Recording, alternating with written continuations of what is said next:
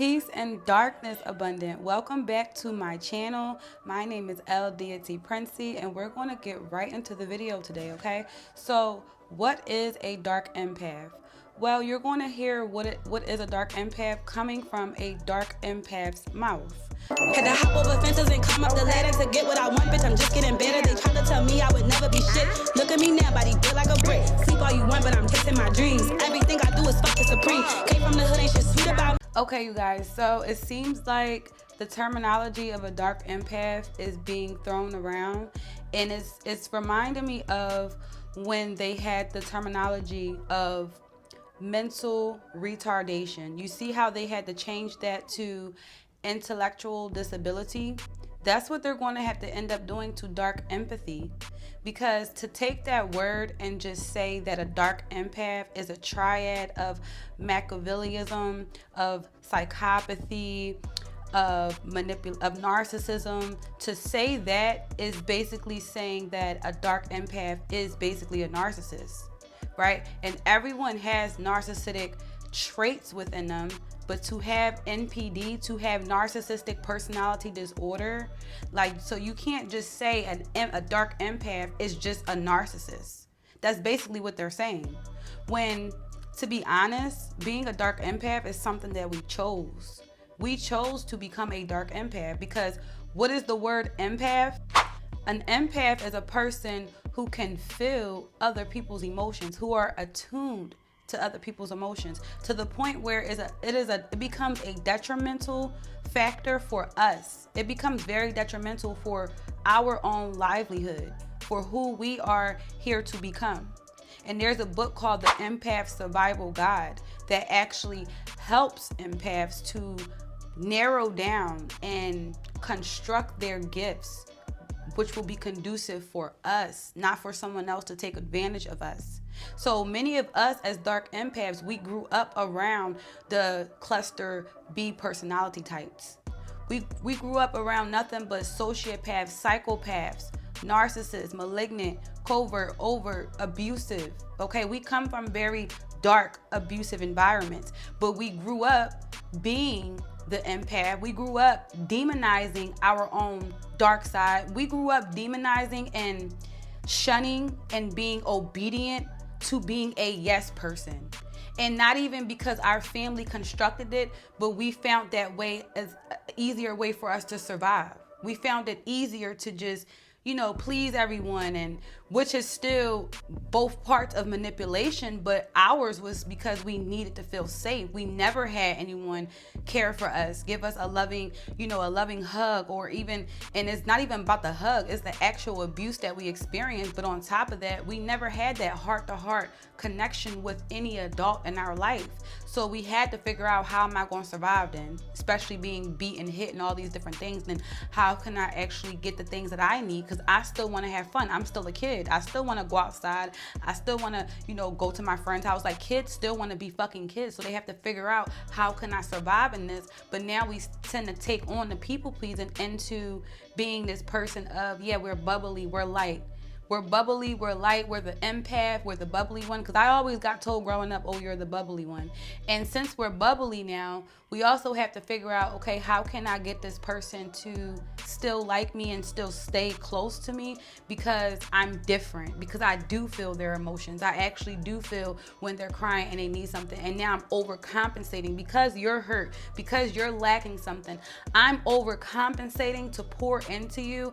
I'm overcompensating what I want just to be there for you, hoping that one day you'll be there for me too. That's what an empath does. We overpour because we feel the fucking emotions, but then we think that this is eventually going to solidify a bond with us, and one day you will show up for me just as I have for you. And this is why we step into the dark side, because we begin to realize that no one's showing up for us. We're going against ourselves. We're having a chaos battle within ourselves. So to be a dark empath is to step into our shadow without demonizing it. Because we grow up demonizing our shadow. We suppress these things. We don't allow ourselves to be who we truly are. We don't allow ourselves to speak our truth.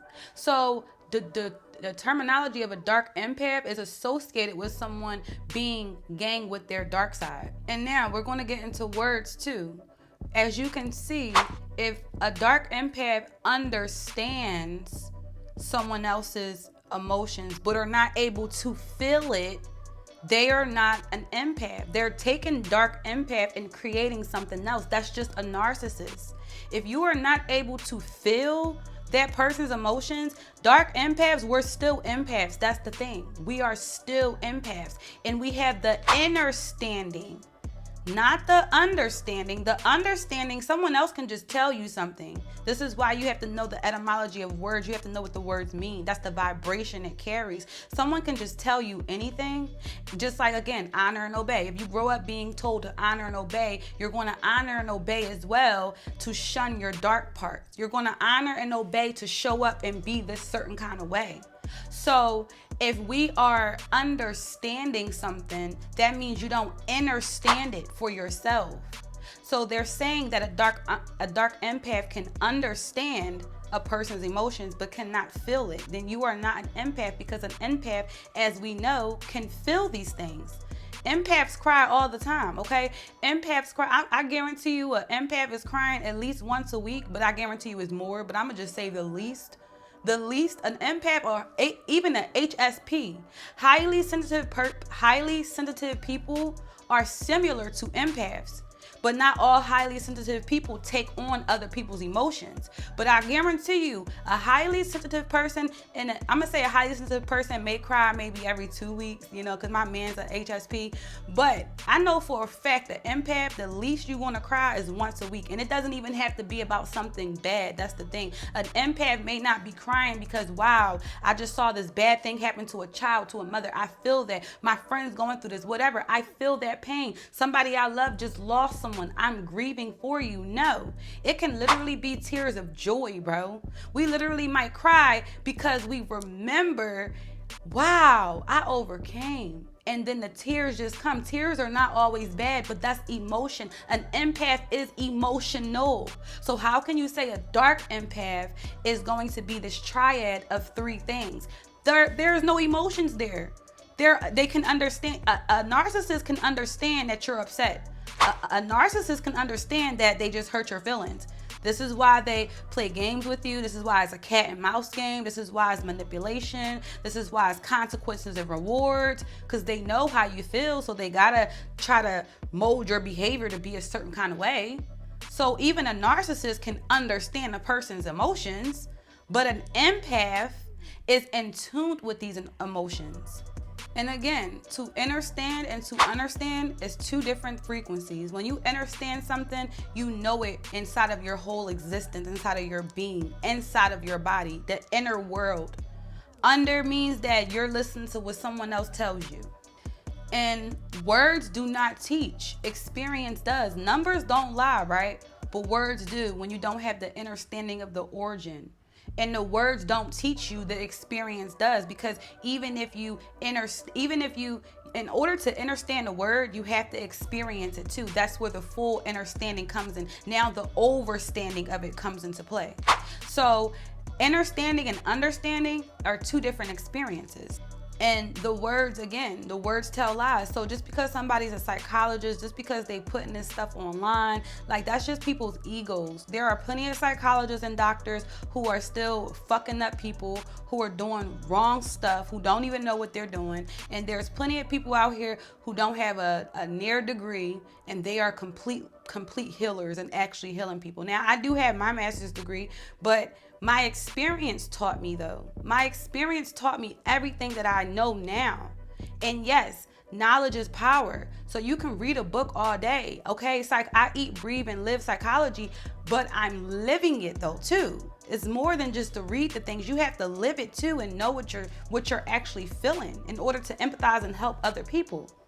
So I also want to get into the fact of the matter that a dark empath, because again, we were submerged with darkness, and we chose to step into our darkness, because even though we were submerged in darkness, we were just vibrating from our light. That's it. And then we get tired of being taken advantage of, and we get tired, so we take accountability. We're allowing ourselves to be taken advantage of. So yes, we're going to step into the dark side, and when we are in our dark nature, we can sense when someone's trying to manipulate. You feel me? We can feel that. We're in our light nature, but we also can tap into the dark. So we know, oh, I can peep when you're trying to play with me. Like, you can't get over on me. Now I'm gonna get into this. It's the same thing as when you hear the word mom, right? Mom automatically comes with this connotation of just nurturer. The etymology of mom is source, okay? Parent, okay? Parent is source. That's where you get your love from. So when you hear mom, and the etymology of mom is also mother's wit. So when you hear mom, you think of a person who automatically just has this intuitive feeling of how to nurture you, how to show up for you, how to just be kind to you. That's what mom carries. That's the etymology of it. That's the energy behind it. Now, when you hear empath, it's the same thing. Empath carries the energy of empathetic, being there for you, innerstanding, someone that can actually sit with you and hold space for you. But now, when you hear the word bad mom, when you hear the terminology bad mom, you know that, oh, this mom who is supposed to be nurturing is a bad mom. When you hear the word dark empath, that implies that, okay, this empath is very much in their dark nature, because empath assumes, see the difference, see mom is responsible to care for you. That's what I really want to say. I hope you're still here. Mom is responsible to care for you. Empath is not responsible to take on other people's emotions. That's why if you get that empath survival guide, that will help you. A mom is supposed to be a nurturer. An empath is supposed to be empathetic, but is not supposed to be for other people. If you want to, our gift is not to be exploited. We don't have to be a people pleaser. So when you hear a dark empath, that is signifying that this empath can either choose to engage or not and won't feel bad about it. An empath may feel bad about it. And again, we are empaths. We chose to step over here, but before we chose to care for our own needs first, we would feel bad. Oh my God, this person needs it. Oh my God, what about what we need too? We can't help you if we're not helped. So when you hear these words, empath automatically just signifies that this person is peace, love, and light. Dark empath is just like, okay, you might have to think twice about how you play with them. That's it. When you hear mom, oh, mom. You hear bad mom, oh, you a bad mom. Like, that's what it is. Like, it's not that a dark empath, you can't be an empath. You can't, the words is powerful. If you're using the word empath and then you're also going to say this empath does not have emotions, they're going to have to change that. If they put this inside of the DSM-5, you're going to have to change that, because how can you be an empath if you don't feel the emotions? A narcissist can consciously think of what you need. An empath feels what you need. So I hope this was helpful for someone, because I'm, as me being a dark empath, and I say I've been a dark empath probably for 2 years. My spirit was training me. I didn't know. The past year, like, now I know. But in the beginning, I didn't realize what was going on. It was like, cut this person off. I started having wars within myself, and I'm like, wait, it's either this person or me. When I cut that person off, when I started cutting people off, it was hard at first because I was so used to it. And I felt like, wow, you can't understand how I feel. So for me, when I started cutting people off, I was more so in an anger energy, because I was so mad that as many times as I showed up for you, you can't show up for me. That's why I have to cut you off. Because if I'm telling you what I truly need, and not even from you, from myself. If I'm telling people right now, I need myself. Me and myself have to figure out this thing called life. Because I'm graduating college, I don't know where I'm going to live, don't have housing, and the people around me were very selfish and said, no, you still need to show up for me. And I said, I don't want to show up for you. I want to show up for me. So if I have to cut you off to care for me, that's what I will do. And that's when it started. That's when the dark side came in. And I was like, wow. And the more I allowed myself to go along with it, the better I got. Far as, oh, I got a nice house, a nice apartment, oh, I got a nice car. Yeah, the more I decided to go within me, now I'm getting the things that I need, because these people are not going to give me housing. These people are not going to pay my bills, not going to make sure my phone is on. I got to do that.